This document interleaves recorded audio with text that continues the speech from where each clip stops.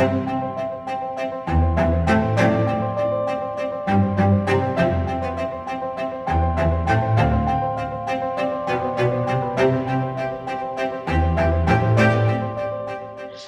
Amy, I'm absolutely delighted to be having this conversation with you. You and I met, what would it be, 3 years ago now? Oh my gosh, something like that, 2 or 3. Years ago when we were on the Healing the World program. And I was a fan of yours before I even met you because I'd read Being Human, which I've recommended to quite a lot of people, I have to admit, and your little book of Big Change, your 2 main books. I know you've written a couple of others, and you're the founder of the Little School of Big Change, which has been going for some time now, hasn't it, as well? Yeah, 3.5 years. Wow, and helped thousands of people. And there's so much we could talk about, but I'd really like us to focus on your writing. And you know how you got into it. Was there anything else that you wanted to say about yourself? Oh, I forgot to say that you're also a psychologist and a coach. And yeah, that pretty much covers it. Oh, lovely. So can I start by asking you how you got started writing? When did it all begin for you? I got started writing when I was probably about 8. I mean, I was a little kid, and I've talked about this a lot. I just was a kid that was very much in my head, and a lot of worry and anxiety and just thinking all the time. And part of my coping mechanism was to also jump in my head and just fantasize and make things up. So yes, from a very early age, I just found that as a way to, I don't even know if it was to express myself so much. It was more like just how I escaped life, as I would make up characters and and then I started writing about them. So yeah, I had lots of little stories around that age. Oh, lovely. And so have you been writing ever since? I mean, not consistently. Yes and no. I guess I never have taken very long breaks, but it's definitely changed form, and it's ebbed and flowed at times, but obviously through school and then through graduate school, I had to write hundreds and hundreds of words of dissertation and things like that. So I was doing more scientific writing. And then in my coaching practice, I was blogging a lot, and I would be one of those bloggers, not as prolific as you are right now, but I would publish a new blog 3-4 times a week, which was a lot for back then when people were blogging. So yeah, it was always sort of taking different forms. Yeah. All right. So what does your writing process look like now, especially if you're writing a book? Are you working on a book at the minute? Dare I ask that? Yes. Yeah, I am. Yeah. So what's your writing process? Oh gosh. Does that tell you anything? It's so interesting. I don't even know what my writing process is. It's sort of, I mean, in many ways, it's just whenever I have time, just get a bunch of stuff out. That is one thing that for me has been so helpful to know that it does not need to be good. It will be good way down the line, if ever. And it'll never be as good as I want it to be, but it'll get good like maybe toward the very end. Mm-hmm. But that's something I've had to just sort of come to live with. Like, yeah, this, I'm gonna not like this. Not the process. I enjoy the process sometimes, but the product, I'm probably not gonna like it until right before it goes out the door and someone sees it. So a lot of that means the process is a lot of just sitting down and doing it, and trying to prevent myself from wanting to edit too much as I'm going through and make it good. I love that flow of, I think of it often as like putting a giant jigsaw puzzle together where nothing is there yet. It's just a pile of colors and shapes, and then slowly, imagine like a, very large puzzle. Slowly you start to see little things emerge, and that's where it gets fun. It's still not, for me, it's still not easy yet, but it's like, okay, I think I'm not wasting my time. Like maybe something is sort of emerging from this. Wow. I love that about you writing jigsaw pieces, and the fact that you don't, that it's not going to be good. I mean, it probably is better than you're saying it is when you look back at it, but like not needing it to be good when you first write it. Yeah. Yeah. Yeah, because it's, gosh, that would just put me way too much in my head and slow everything down, I think. And Yeah. but it takes, I don't know how you feel, but like I'm starting to see that, yeah, I can just put a bunch of stuff out there, start building that puzzle. And it's starting to dawn on me that there's something reliable that happens. Like, it's pretty reliable that something does emerge, but even then, it doesn't mean I don't have moments of like, this is going to be the exception. Nothing's going to emerge. Yeah. Yeah. Like, it's like you can sit down time after time after time after time. And if you don't have too much thinking about it, something will always emerge. It's like the thinking about it is the thing that's going to stop it, if anything, isn't it? Yeah. Yeah. So yes. How do you keep going then when you're not thinking that what you're doing is good? What keeps you going through all of that? Yeah, it's a great question. A part of you wants to say a deadline. I mean, that is something, right? Like with this book I'm working on right now, I mean, it's I have a publisher and stuff, so I do have deadlines, and I've signed a contract, so that helps. But I think a lot of it is what we were just saying, where maybe more than I am even consciously aware of, I have been doing this enough, and I've seen other people do it enough, to know that something will come of it. Mm-hmm. Even if, and this happened with this book, I spent the first 2-3 weeks of lockdown just writing like crazy, and none of that is in the book right now. None of it. Now, Yeah. that would have driven me crazy years ago, or even just talking about that now, I would think, wow, what a waste of time. But I mean, that's something that I think just the space for that has expanded a little bit, where it's like, well, how do I know? It's not this sentence I write that's necessarily going to make it to the book, but this sentence I write right now might be what's needed for the next sentence to come up, or 20 sentences from now, which one of those might make it in, and so I think that's a big part of it. Yeah. Is starting probably more than I even know to admit, like kind of trusting that there is a process here that leads to something. Mm. Yeah. I mean, it's amazing, really, when I think about how much I've written on a daily basis for at least 12 years, how little of it actually goes anywhere. Yeah. But there's something about, I don't know, even if you never go back to what you've written, it's just something about being in that process and trusting in that process that allows something to come through, isn't it? It seems to be like the more that you, Steve Chandler talks about time and attention, doesn't he, in his book? And it just feels like the more that you just give time and attention to just writing almost for the sake of it, something's going to show up. Like I didn't know, the Daily Yarns, I didn't know was going to be a book until I was halfway through writing them. And I've got another book that I've finished the first draft of that I didn't realize I was writing that until I realized that I'd got a theme to a load of stuff that I'd been writing, that it's like, oh my God, this is another book coming here.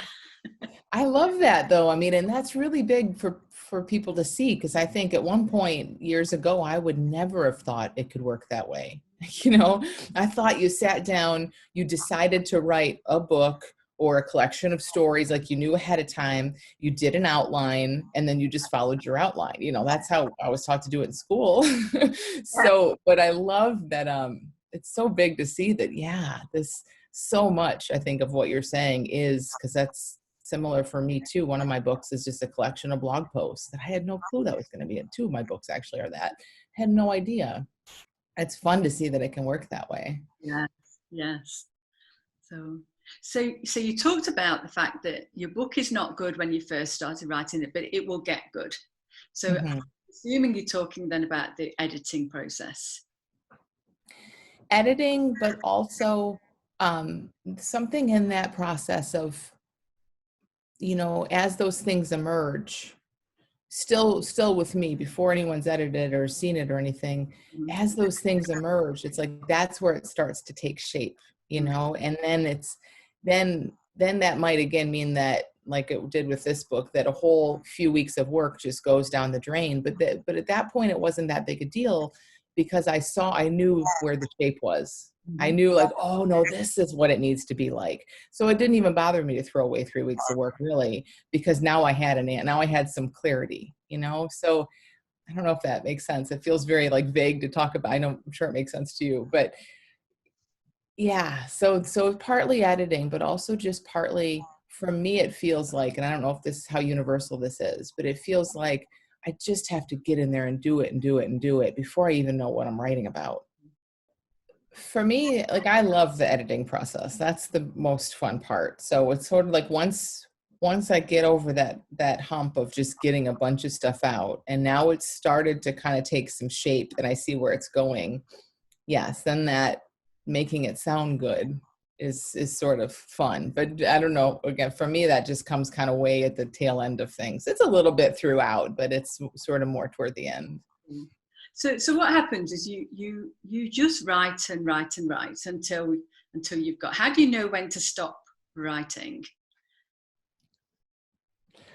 I love these questions. I don't know.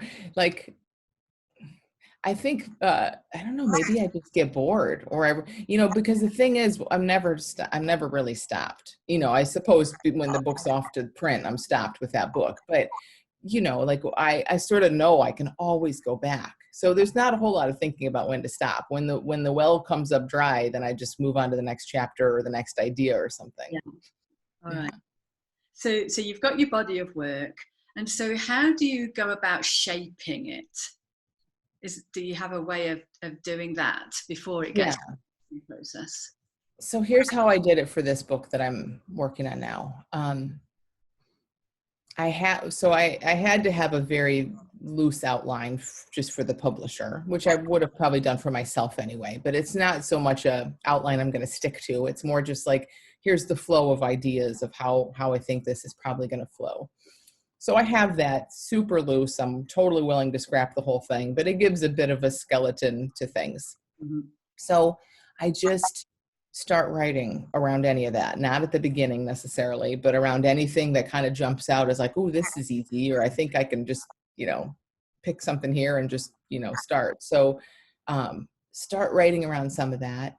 And as I'm doing that, as I'm just jumping around kind of picking, the order tends to rearrange. The whole thing starts to rearrange, and that's the fun part. Again, that's like, to me, where we're putting the puzzle pieces together and you're like, oh, I have the whole face, and so that's when the stuff starts kind of emerging. So there's a lot of rearranging that happens in there. So for this book, I wrote for about 2 months before I had a real outline that was anything I was going to kind of stick to. It just took that long for it to sort of emerge. And then it's still very fluid. Yeah. And then how does your editing process work then after that? So I hit a wall where I can't see anything new or good in what I've written. I'm guessing a lot of writers hit that, where you just know it so well. You're like, I have no clue. So that's where I try to give it to other people. So again, if I'm working with a publisher, like they have an editor that actually goes through it with me. But even before that, I like to give bigger projects like that to maybe 3 to 5 people, and just get their high level feedback. And so then I just, can finally get some high level feedback and start to kind of incorporate that. Yeah. Yeah. Do you ask them any particular questions when you give them the feedback, or do you just say, will you read it and just tell me what you think? I like to keep it pretty open, like read it and tell me what you think, but I'm usually wanting to know, like, where do you get lost? Where, because again, my writing is, I call it nonfiction, but I suppose that's up for debate, but, it's more self-help kind of writing. It's about how we work as humans and that kind of stuff. So it's not fully creative writing. It's not, full fiction or anything like that.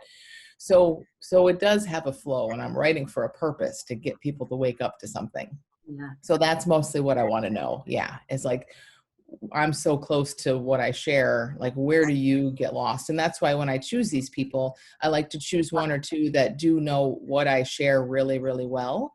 And then I try to choose at least one or two that don't know it at all, because that's where the good feedback comes in. Yeah, no, I really get that. So, all right. So do you have, when you're writing, when you're going through the whole process, do you have any gremlins that have the potential to get in your way, and what kinds of things helps you to kind of put those to one side, or whatever it is that you do to get past them? Yeah. I think the biggest things for me, and I deal with this even when I'm speaking and teaching and stuff, is there, uh, by definition, there will always be a gap between, for any of us, I think, between what we see and feel and deeply know and what we're able to express. Mm-hmm. And that gap can feel like a giant, like all kinds of gremlins can come pouring out of that gap at times, and sometimes not so much, sometimes it's like, hey, I deeply know this thing and I'm just trying to put words around it to help you see it. And sometimes that can be fun. Sometimes it can feel like a challenge.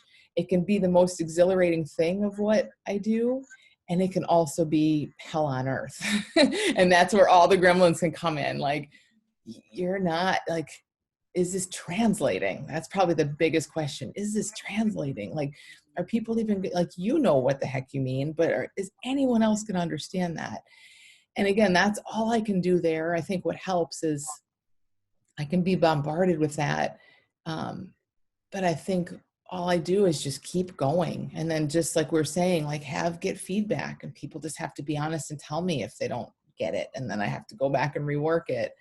But yeah, that's a giant thing. Like you've put in, I have some time gremlins that like to follow me around too. So, cause I feel like my time, everyone I'm sure feels like their time is very limited. So my mind's always talking about efficiency. So I don't love to have spent a lot of time on something and then be like, yeah, that doesn't quite do it. So there's always that little battle in my head. Yeah. And you said earlier about like you don't have much time, and you write in big chunks. Yeah. So how does that work? So I try to block, if I'm really in like I have a deadline coming, I'm really in writing mode, I try to block at least 2 weekdays off. Mm-hmm. And now that they're never totally blocked, I'm still getting chimes and emails and, things to check and all of it, and I'm still checking it. So it's not like I go live in a cave or anything. But I don't have calls, and I'm mostly writing during that time. And then I can usually work at least write on one weekend day for a good few hours. And it's weird. I'm sure you find this too. Like sometimes 3 or 4 hours get so much out, and there are a lot of times where 3 or 4 hours does nothing. And then again, that's when the gremlins come in, when I'm like, wow, a whole day I just blocked and I don't think anything came out. Mm-hmm.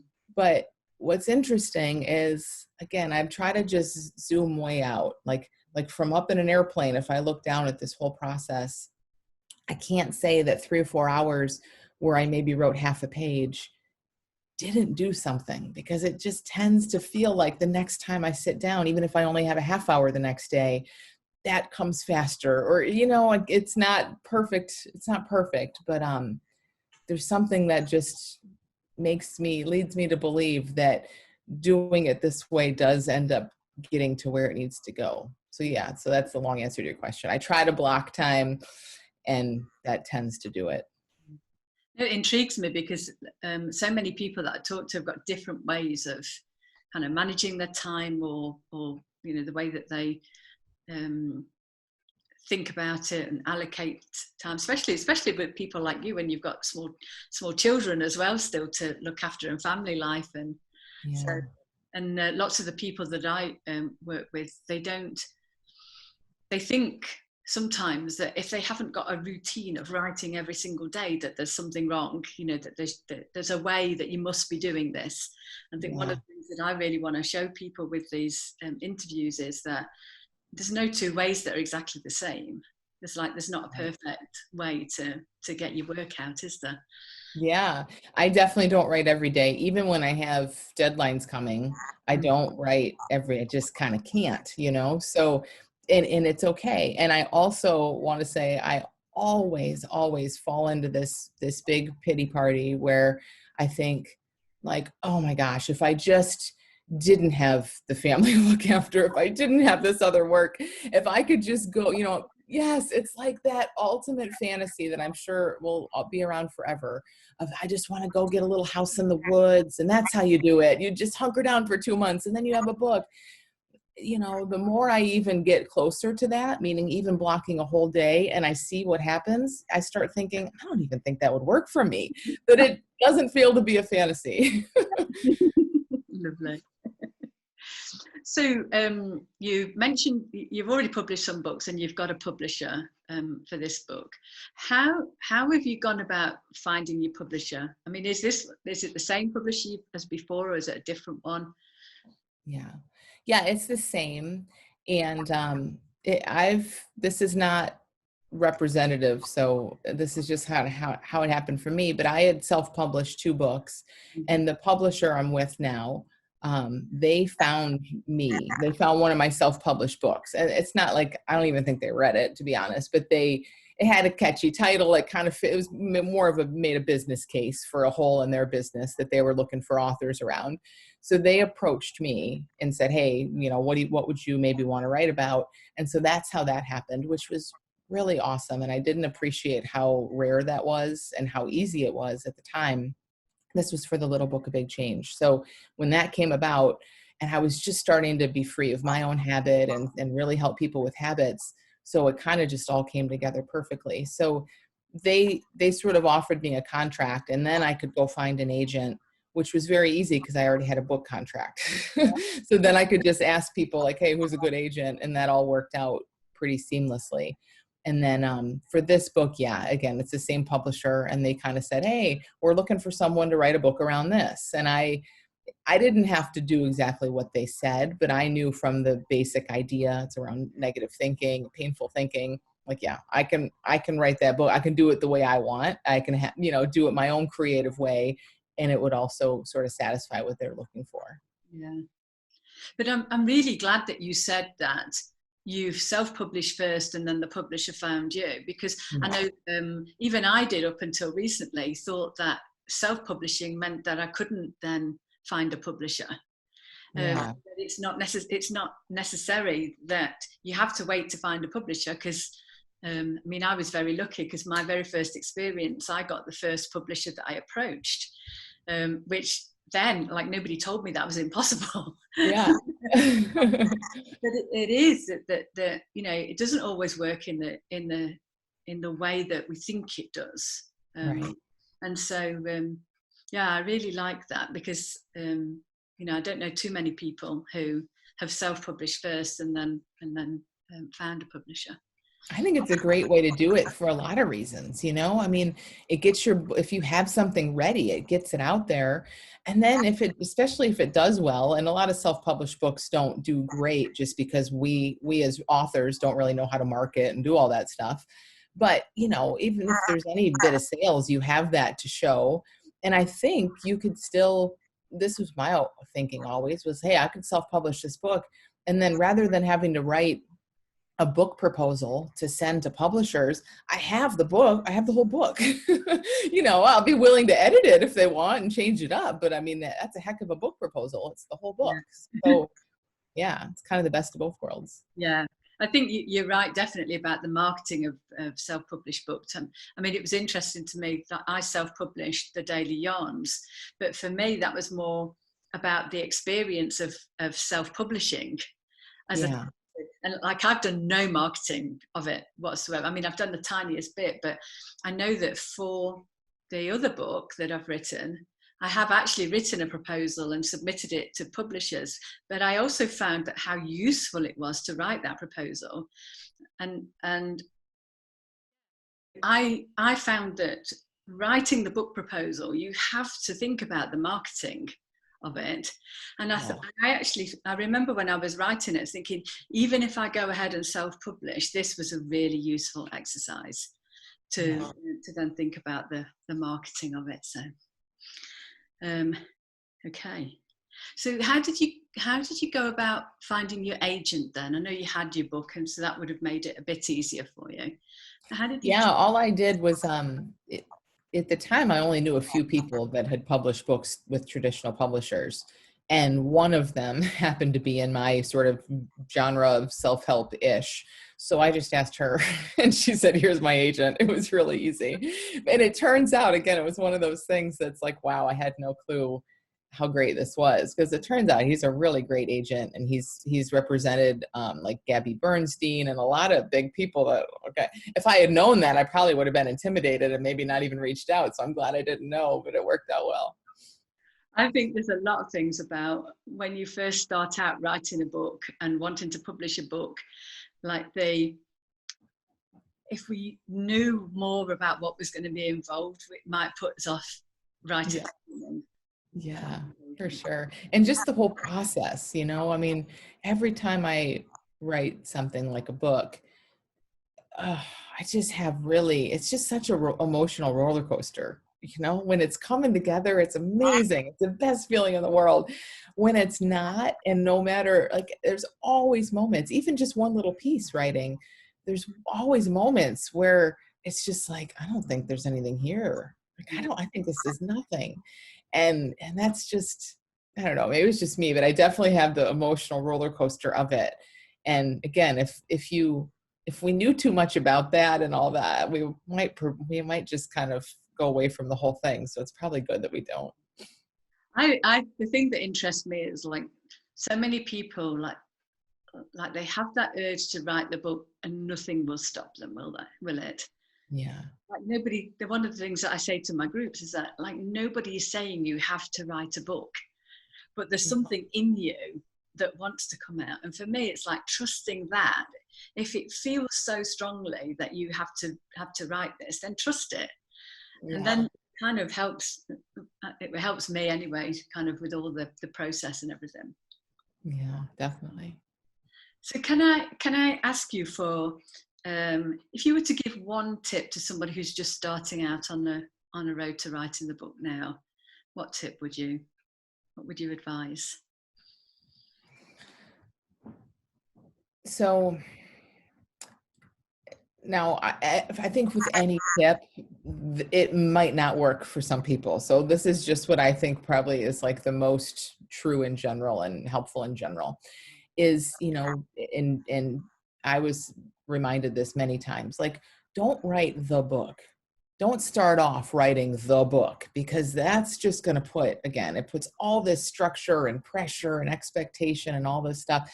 Like, just start writing. And I personally love, I'm sure everyone does it differently, but I love that process, like we've been talking about, of it doesn't have to be anything. It's going to be horrible in the beginning. It's not going to make sense. Nothing's going to emerge, but eventually something will.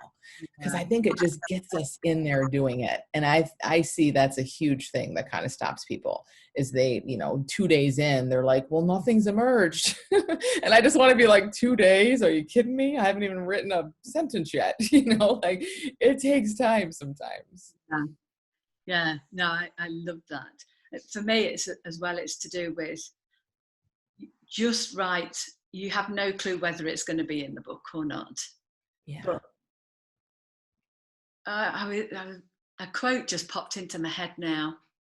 It's not coming in its entirety, but it's like, if you don't write, you won't have anything to edit. Like, you can't edit a blank page. That was yeah. into my head. So you can put anything on the page, it can always be edited. Yes. Even if you don't think it's good, or if you don't think it's going to be in the book. But yeah, just writing is the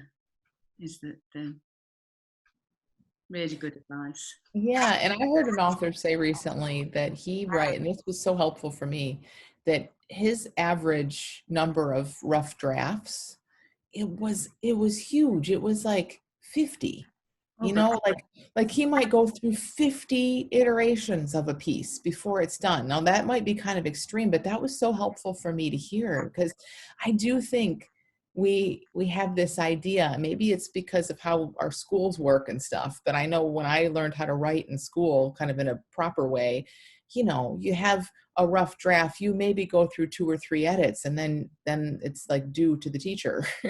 and you know, so I think that put something in my head that that's how the process should go. But it's amazing to see that, you know, no, maybe it's going to be horrible for a long time. But I love that, and that's what brought it up for me. It's like you have nothing to even edit and tweak and have to do the fun part of finessing it, and so you get all the junk out first. Yeah. I like that you call it the fun part of finessing it, because as soon as I start talking about editing, I can see the horror on people's faces. That's so interesting. Oh, I love that part. That's funny. Editing as well. It's like the crafting of it. It's like, yeah, it's equally as much fun as I love I'm quite lucky because I really enjoy the writing bit as well. Even though, I mean, I do get the thinking, oh my God, this is rubbish, this isn't going anywhere, you know, that kind of stuff. But I still enjoy sitting down and putting pen. I handwrite everything before I start. yeah. And I just like that whole act of sitting down and putting pen to paper. So. Yeah. Oh, that's been really lovely, Amy. Thank you so much. Is there anything that you want to say just before we finish about, you know, what you're doing in the world? I mean, first question really, when is your book due to be published? Have you got a deadline for that? Yeah, it's due to be published in September of 2021. So it's a long process. I'm actually done with the whole first draft. We're getting into line edits, but yeah, it takes a while on their end. So, yep. Yeah, that actually reminded me of a question that popped into my mind earlier to ask you about how long does the whole process take? Because I think that's another thing that people get a little bit, you know, they think they've got to do it really quickly, you know, there's a time frame. So how long is the process for you? When did you start writing this one? So for this one, I started in mid to late March. Mm-hmm. Right when lockdown happened. So I wrote, and I had, again, some periods of time that I was really just writing a lot, and other periods where I had to just not work on it for a few weeks at a time even.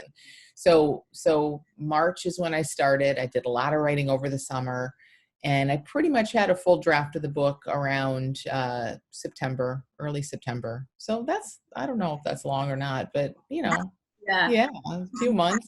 And then, you know, again, it's a rough draft still. So what'll happen, at least with my publisher, the way they do it is I have a little bit more time to kind of fix it up how I like it. And then starting in December, we go into the editing stage, which takes about 2 months. So they'll just, you know, and that's where we're doing line edits, and, you know, they're really looking at it carefully. And it's a lot of back and forth, but that's about 2 months, and then that's it. Yeah, and then it's the process in the lead up to the cover design and all their marketing and that type of stuff. Yeah. Brilliant. Yeah. That's brilliant. Thank you so much, Amy. So is there anything that you want to say about what you're doing in the world right now? If anybody wants to find you, if they want to, if there's any ways in which people could work with you, that kind of thing. Sure. My website's dramyjohnson.com, and there's lots of stuff there. So I have a podcast, and I have a blog when I get around to writing my blog, and all kinds of free stuff there. As you mentioned, the 2 main ways that I help people are through the Little School of Big Change, which runs twice a year. And it's mostly for people with habits or anxiety, or just wanting to see more about this understanding that we share. And then I also train coaches. And so I have a coach training program starting in January. Oh, yes, I heard about that. I'd forgotten about that. I was speaking to somebody who'd been on it and spoke very highly of it. So good. Lovely. Thank you so much, Amy. I really appreciate our conversation. I've absolutely loved it. Yeah, thank you. It was great to talk with you.